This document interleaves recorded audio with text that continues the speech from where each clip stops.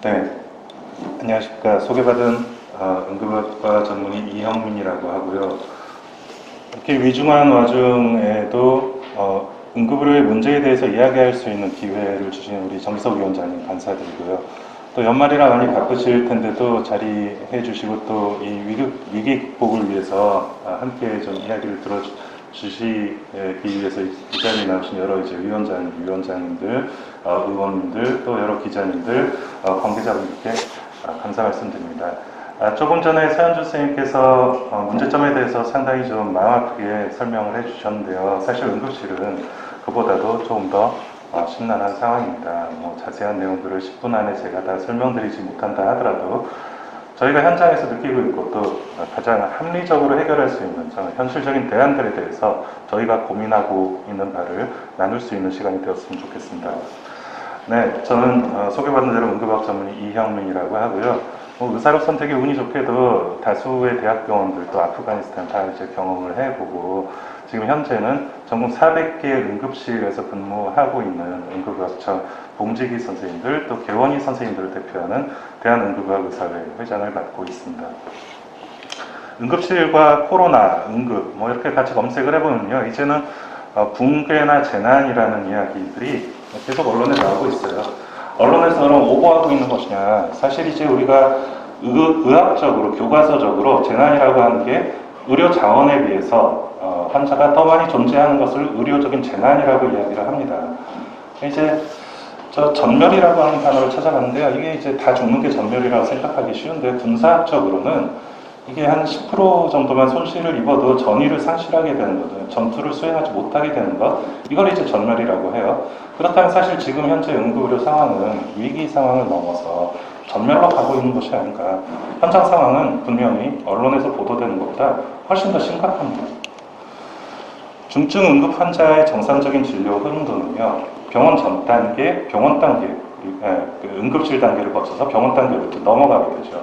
응급실의 입장에서 본다면 사실은 못 볼 환자는 없습니다. 응급실에서 모든 환자를 다 볼 수 있으니까요. 그러나 배후 진료 능력이 되지 않는다면 응급실에서 환자를 보는 것은 아무런 의미가 없습니다.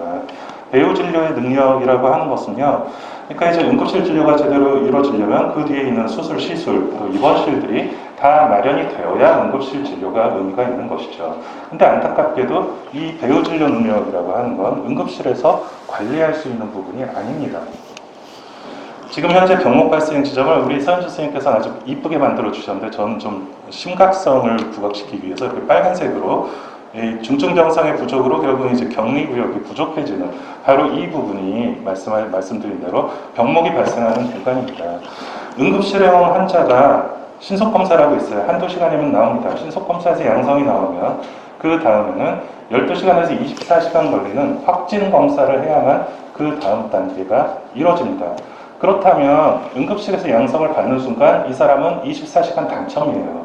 그리고 24시간 이후부터 모든 프로세스가 진행되게 됩니다. 그럼 각 병원의 응급병상이 자리야 한 두세 개밖에 되지 않는 상황에서 응급실의 순환은 불가능해지는 상황이 되는 것이죠. 결국은 응급실에 들어오는 119 이송 또 중증병상으로 이송을 해야 하는 이런 사설구급차들도 다 병목이 걸리게 되는 지금 현재의 그런 상황입니다.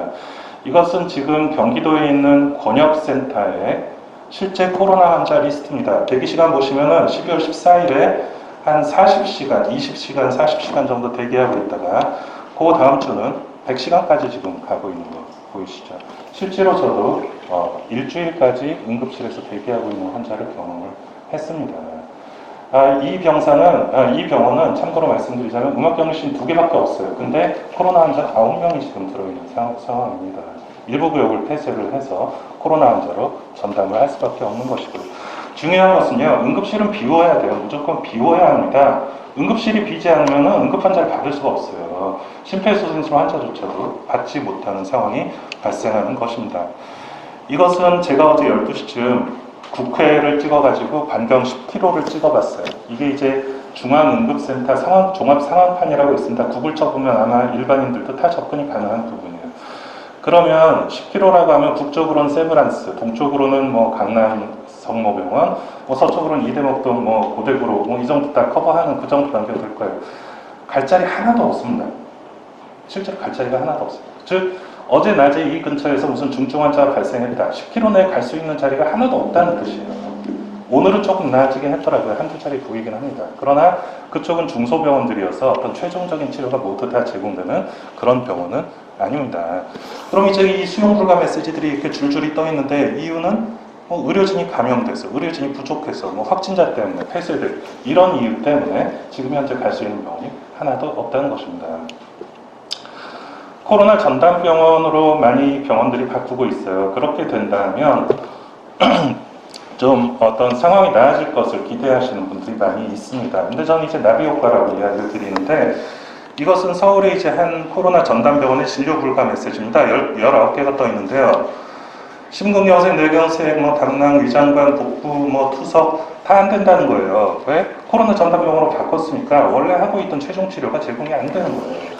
이제 이 병원에 이런 병으로 다니던 환자들은 어디로 가느냐? 주변 병원으로 가요. 그럼 이제 주변 병원이 또 과밀화가 됩니다. 그리고 막상 이 병원에서 치료해야 할 이런 최종 치료나 특정 치료 자체도 어려워지거나 불가능해지는 상황이 되는 것이죠. 자, 그래서 문제 해결을 위해서는 이건 뭐 모두가 다 알고 있는 상식입니다. 문제점을 먼저 파악하고 거기에 따른 원인 해결책을 마련해서 시행해야죠. 이건 뭐 너무나도 당연한 일인데 지금 현재는 준비도 안 돼 있고 파악도 안 돼 있는 상태에서 졸속으로 대책이 마련된단 말이죠. 이렇게 되면 현장하고 괴리가 발생합니다. 그러면은 문제 발생, 대책 마련, 피해 발생, 문제 발생, 대책 마련 계속 이쪽만 뺑뺑이를 돌게 되는 거예요. 절대로 해결이 되지가 않습니다. 자, 그래서 이제 문제점 파악부터 하나씩 말씀드릴게요. 첫째, 의료계는 지금 더 쥐어짜도 나올 게 하나도 없어요. 마른 수건과 같다라고 저희는 얘기를 합니다. 더 쥐어짠다고 나올 게 있는 상황이 아니에요. 지금부터 쥐어짜서 나오는 것은 솔직히 다른 부분을 포기하고 나오는 것이지 쥐어짜서 새로운 대책이 나올 수가 없습니다. 필수 의료, 원래 위기였고요. 앞으로도 나아질 가능성 없습니다. 이미 응급실 코로나 이전부터 포화 상태였고요. 거기에 코로나가 얹어진 것이죠. 결국은 지금의 이송 지연, 뭐 진료 대기, 입실, 뭐 진료 불가 이런 모든 문제들은 배후 진료 능력이 떨어지기 때문에 응급실이 포화돼서 생기는 현상입니다. 이것이 가장 정확한 문제점 파악입니다. 그럼 이제 그 원인 분석은요. 이제 근본적인 원인들에 대해서는 계속 우리가 뭐 수년 전부터 주장해 왔습니다. 그러나 이런 근본적인 문제 해결에 대해서는 대부분 눈을 감고 있는 것이죠. 왜냐하면 힘들고 티 안 나고 오래 걸리니까. 힘들고 티 안 나고 오래 걸리니까. 그래서 저는 느리더라도 확실한 해결책은 지금까지 무시되어 왔다. 이게 되게 중요한 문제점이라고 생각을 합니다. 사후 대책은요, 현장하고 괴리가 될 수밖에 없어요. 결국은 내년, 내후년 똑같은 문제 생기면 똑같이 또 문제가 생긴단 말이죠. 지금 상황에서. 그래서 전문가의 현장의 목소리를 반영한 논의체를 구성하자. 저희는 계속적으로 주장을 해왔습니다. 자, 그리고 적극적으로 시행하고 피드백하는 단계가 되는데요. 이 단계에서는 지금 우리가 필요한 게 격려해달라는 거 아니고요. 보상해달라는 게 아니고 실행 가능한 현실적인 대안을 마련하자. 이게 제일 중요한 부분이죠. 이게 현장에 있는 분들이 가장 원하는 것이고요. 그러니까 현장의 실무자가 참여할 수 있도록 해야 되는데 그러려면 사전 논의하고 교감이 먼저 있어야죠. 현장에 있는 실무자들이 인정하지 못하는, 현장에 있는 실무자들이 공감할 수 없는 정책이 어떻게 성공할 수 있겠습니까? 지금 나오는 정책들은 대부분 현장 전문가들은 공감하지 못하는 정책들이란 말이죠. 그래서 의료진한테 지금 좌절감을 주는 여러 가지 압박성 지침, 또 규제성, 법률 이런 것들을 이제 중단하고 이 문제를 정말 같이 해결해 나갈 동반자로서의 최소한의 존중, 이해가 필요한 상황이 아닌가라고 이야기를 드립니다. 이에 이제 저희가 주장하는 바를 말씀드리겠습니다. 응급실 부담 경감 방안이고요. 첫째, 코비드 검사 확대해야 합니다. 지금은 아까 말씀드린 대로 신속검사, 확진검사 이 과정이 너무나도 오래 걸리고 하루에 할 수 있는 것들이 제한적이기 때문에 보다 많은 의료기관에서 빨리 신속검사라도 시행을 해서 그 환자들을 어떤 식으로든 배치를 할 수 있는 저는 그런 노력이 필요하다 말씀드립니다. 그래서 신속검사의 물량 지원 필요하고요.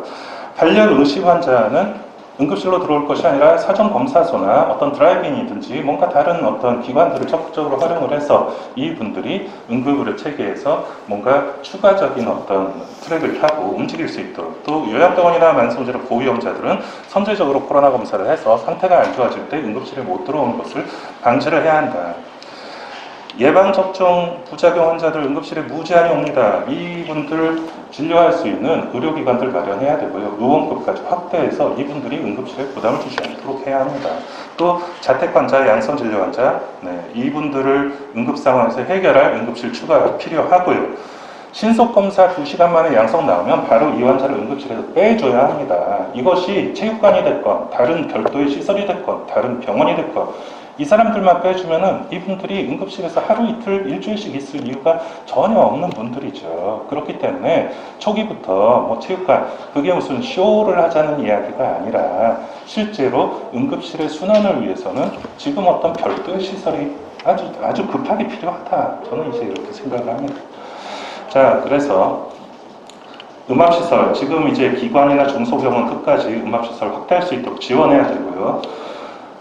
코로나 이전에도 사실은 응급실은 감염에 정말 취약한 공간이었습니다. 비용 때문에 대부분 개방형 응급실로 되어 있어요. 한 20개의 베드가 다 한 공간에 이렇게 들어서 있단 말이죠. 이런 것들을 취약한 응급실을 감염에 강한 1인실형 선진국형 응급실로 바꿔가는 장기적인 노력이 필요할 거고요.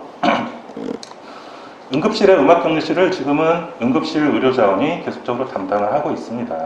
음압격리실은 응급실 인원 이외에 추가적인 인력 배정이 반드시 필요한 곳입니다. 그리고 응급실 간호사들한테는 지금 수당 안 나오고 있어요. 그래서 응급실 간호사들 많이 그만두고 있습니다. 코로나 병동 다음으로 코로나 환자를 가장 많이 보고 있는 게 응급실이에요. 그렇기 때문에 코로나 병동에 준한 어떤 보상이 우리 응급실 간호사들에게도 주어져야 하겠다. 보호장구 부족합니다. 그리고 업무상 감염이나 격리당했을 때 어떤 손실보상이나 이런 직업안정 대책도 마련되어야 할 것입니다. 중장기적으로는요. 첫 번째로는 저는 이제 이런 것을 주장드리고 싶습니다. 붕괴하고 전멸 위기에 놓여 있는 전국 400개 응급실에 대해서 제발 좀 현황조사 좀 해달라고 부탁을 드리고 다니고 있어요, 요새. 일단 조사를 해야 문제점을 파악을 하실 거 아닙니까? 왜냐하면 이제 이런 자리가 아니면 저희는 이런 문제에 대해서 이야기를 할 수 있는 자리조차 없어요. 그렇기 때문에 저는 가장 급한 게 문제 해결의 첫 단추가 현황조사랑 실태조사라고 생각을 합니다. 그리고 응급실은요, 정말로 여러 단체들이 다 이렇게 있어요. 소방도 그렇고요, 보건복지부도 그렇고요, 또 응급실 자체도 26개 전문가와 다 연결이 되어 있습니다. 그렇기 때문에 어떤 한두 전문가가 절대로 응급실을 대표하지 못해요. 그럼 모든 전문가들이 모여서 이야기를 할 수 있는 어떤 단체가 있어야죠. 당연히. 이제 그런 것들을 제안을 드립니다. 그래서 모든 단체를 포함한 협의체가 필요하고요. 결과적으로 우리가 해야 하는 것들이 무엇이냐? 지역 의료 편차의 어떤 차이가 나는 것들, 지방이나 서울이나 도시나 시골이나 모든 환자들이 안전하게 응급 의료를 받을 수 있는 이런 것들을 우리가 추구해 나가야 하겠다. 취약치에 대한 대책 필요하고요. 상급병원 과밀화 해결 필요하고요. 그리고 지금 문제가 되고 있는 이송 체계 마련해야 되겠고 이런 것들을 논의체를 통해서 이야기를 진행시켜야 한다라고 주장을 합니다. 네. 뭐 햄버거집 만들어 놓고 짜장면 달라고 그럴 수 없겠죠. 이 학생 식당 만들어 놓고 정식 달라고 그럴 수가 없겠죠. 저희는 이제 이 응급의료 체계를 급식소나 학생 식당 만들어 놓고 지금 정식 달라고 한다라고 보통 이제 이런 식으로 농담삼아 표현을 해요. 만약에 정식을 먹고 싶다면 어떤 수준의 응급의료를 제공받기를 원하는가에 결국은 사회적인 합의에 대한 문제입니다. 만약 국민들이 원하는 의료의 수준이 정식이면 정식을 만들 수 있는 시설, 인력, 장비 있어야죠. 재료를 사다 놓고 정식을 만들어야죠. 학생 식당 만들어 놓고 어떻게 정식을 만들겠습니까? 그러니까 이런 어떤 사회적인 합의가 우선이다라고 말씀을 드리고 싶고요. 그리고 지금은 느리더라도 확실한 해결책이 필요한 시점이다라고 이야기를 드리고 싶습니다. 중요한 거는요, 현장의 전문가들이 지금 좌절하고 있는 포인트가 뭐냐면 당장의 어려움도 당장의 어려움이지만 결국은 이 위기 지나고 나면은 또 다음 위기 올 거고요. 또 다음 위기 오면은 지금하고 똑같이 고생하고 힘들고 사망할 것이라는 그런 부분이 현장의 전문가들의 좌절감의 제일 핵심적인 포인트입니다. 그렇기 때문에 이 부분에 대해서 앞으로 더 많은 논의가 필요하다고 말씀드리겠습니다. 감사합니다.